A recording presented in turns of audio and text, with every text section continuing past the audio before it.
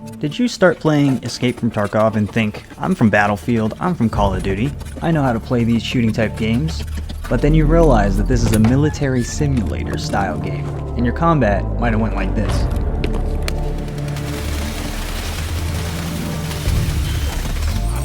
It's also a game of attrition. You have to know how to get to the ending, and if you don't make it, then that's on you. And then finally, learning how spawns work. Oh, let's go, that's class! The dreaded head eyes.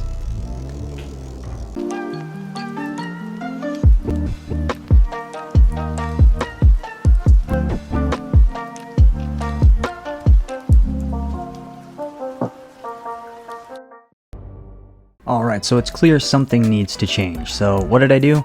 Well, I reviewed some of my gameplay footage and I found 3 core ideas I needed to change in order to improve. Number 1 being solo anxiety, having the hard time getting into a game to begin with. Number 2, how to play. I was playing in a completely different style than how I felt I needed to play for this game and I had to adjust. And finally, number 3, staying kitted and having enough money to enjoy the game.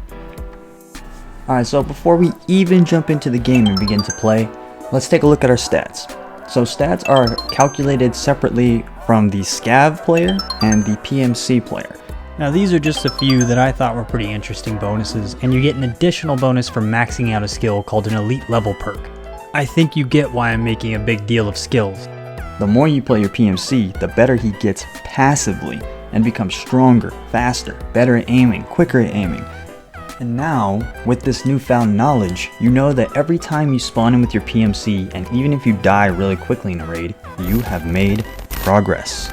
So you might want to seek out what the reason for your solo anxiety is. Are you playing this game because you feel like you're forcing yourself to do it? And if so, you need to set yourself a goal. That's going to help you get over your solo anxiety.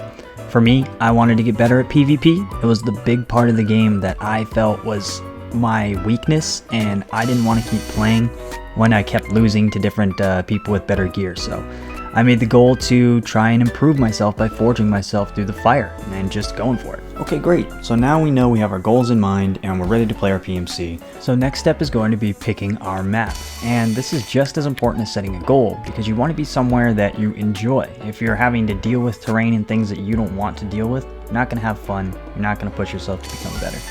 So for me, I wanted small, close-range combats with a lot of PMCs, so I went with Factory. Okay, so now we've got our skills on lock, we know what our goal is, let's go ahead and get ourselves into the game. And this is the actual first game of me attempting my new playstyle here. So what are my goals? I am aiming to be able to move more comfortably around other players and put myself into the upper hand position as often as possible. So not necessarily chasing down PvP, but trying to put myself into a more comfortable spot. I want to get that relaxed zone to be my normal.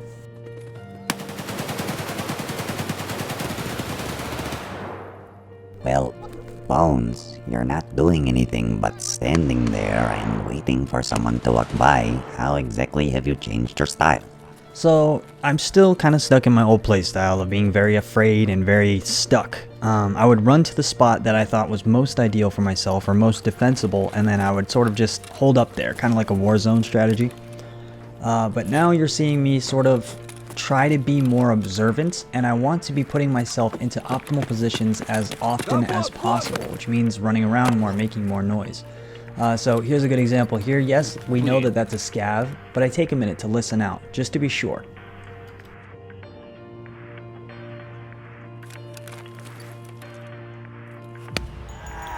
Yes, it was just a scav, and yes, it did take me probably longer than anyone else, but it was important because I right-hand peeked to kill that guy, and then I'll right-hand peek again here, just to be checking my hallway. So, you know, that boosted my confidence. So then I hear these footsteps, and it shows my lack of confidence in this style. I was unable to secure the best position, and instead I kind of just resigned myself to crouching underneath some stairs and praying that my opponent didn't see me. All the while thinking about this very minimal loot. Listen, the loot goblins are the real heroes of our time. They put their lives on the line for literally a face mask and a respirator, guys. Okay? We gotta give a little bit more respect to these guys. Don't do that. Don't do that. Now, it wouldn't be a new player video without a demonstration of the leg meta. You aim at the legs if you think that they have an armored faceplate because there's no armor for the legs.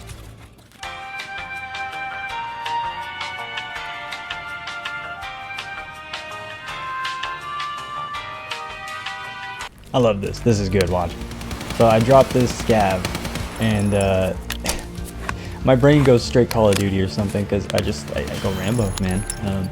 Stop to just get a little bit of experience by pushing this body, but sprinting with the light on and then lighting up behind me, it's questionable. It's questionable. I would not play this way. I would not recommend anyone play this way, but you know, unless you like getting shot at, then this is a good way to play. But otherwise, maybe you should be a little bit more stealthy and keep a low profile.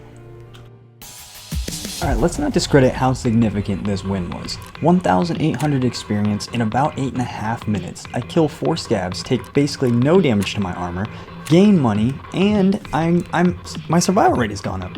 My confidence is through the roof. And even though you got the drop, you still gotta play it right. So what happened there? Well, I should have peeked this guy long ago. I knew he was down that hallway way before he knew I was there, and there's a likelihood that there was some desync to happen. Alright, so I had to enhance the audio 3 times over to hear that. That little image you're seeing there is the 4 frames where the laser was in sight, and if you look very closely at the end, he's literally shoulder to shoulder with me. So sometimes audio is just bad, guys, and that's Tarkov. And then, on occasion, something like this happens.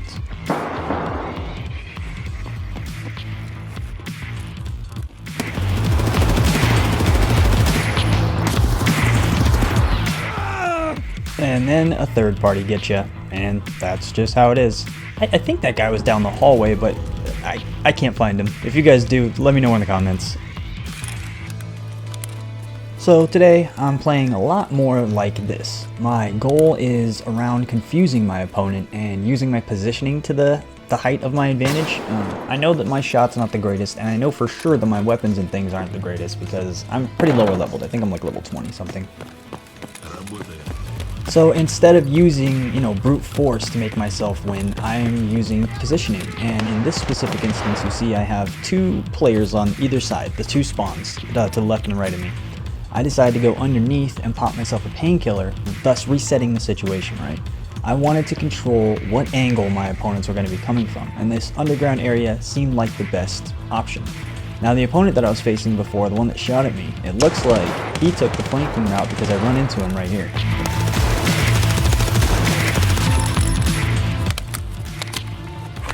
Wow, that was really, really bad.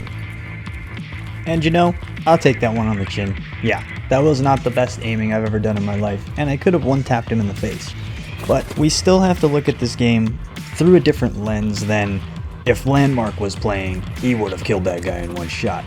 I'm only a level, I think 18, 19, somewhere in that ballpark in this clip, and that was a huge confidence boost. Okay, so now we've covered a new play style and how to handle solo anxiety. Let's talk a little bit about making some rubles so you can actually play a kit that you want to play rather than just running kits that scavs have. And the best way I can say to get that done is to pick a cheap one to start and master that kit. I like to go for the MP5 because I know it's a starting weapon, and for me that just made the most sense. But the quickest way to make money is to go into your scav. I do a factory run so I can literally do like second long runs. Just sprint to the exit with whatever you have on you. Just go straight to the exit, take that stuff, and sell it. You'll get to play another scav run later, but if you do have the extra time, then you can go ahead and do like a longer, 20-30 minute run if you're looking for specific loot. But generally speaking, try and keep those scav runs really short, really quick, and just go straight to the exit. Make that quick money. That's what they're there for. Hey there, buds. Alright, so if you've played Escape from Tarkov in 2023, chances are you know who GOAT is. That guy that I had just shown a picture of basically created a video about him cheating by using hacks and using those hacks to expose other hackers in the game. I'll link the stuff down below so you can go ahead and make your own decisions and your own, opinions on that, but I just wanted to touch on a few things that I thought GOAT did that was really good. Number one, being able to open this conversation about hackers. It's something that's kind of taboo. I feel like a lot of the time we're not comfortable talking about how prevalent the hacker situation is and how it's become sort of a disease to gamers, you know what I mean? It's our cancer, if you ask me. But ultimately, he allowed us to talk about it a little bit more freely, and that's what we should take away from it. Not that he did what he did, and the repercussions of that are on BSG, not on us. Us, as the consumers, we are now open to a conversation about it. And I feel like EFT has had the worst hacker situation I've ever seen, because Call of Duty and Battlefield are where I come from. And sure, I've had my odd hacker problems with them there, but it's as easy as leave the game, you know? And also, there's like only 10-15 minutes per match. And it was exactly then that I had realized I need to start playing Factory, because Factory is only a 5 to 10 minute match, up to 20 if you really wanted to stretch it. But there's also low risk, you know, lower reward too, of course, but it's more about the core gameplay than it is around making the big fat stacks of loot, and that's what's going to attract the hackers. So secondly, the thing that I think GOAT did really well is demonstrated just how easy it is to access those kinds of things, you know what I mean? And just how readily available they are to everyone. And BSG can take away from that is, you know, these guys are making money off of your game. It's no longer like they're just hacking and ruining the game for us. They're actually costing you revenue. And that's where I think BSG needed to have this fire lit underneath them. So good on you, GOAT. Props to you, man. You know, I left a like in your video. I think you deserve it. Okay, and that's all I've got for you guys. I really appreciate you stopping by, and if you stayed all the way to the end here, you are the best. I very much so appreciate that. Consider dropping me a like, a subscribe if you're into that, and please, if there's anything you have to add to the conversation or anything that you want to just notate on in the video and at large, leave me a comment, you know? Let me know how you guys bested your solo anxiety and stuff. So, I'll see you in the next video, guys. Alright, you guys take care. Bye-bye.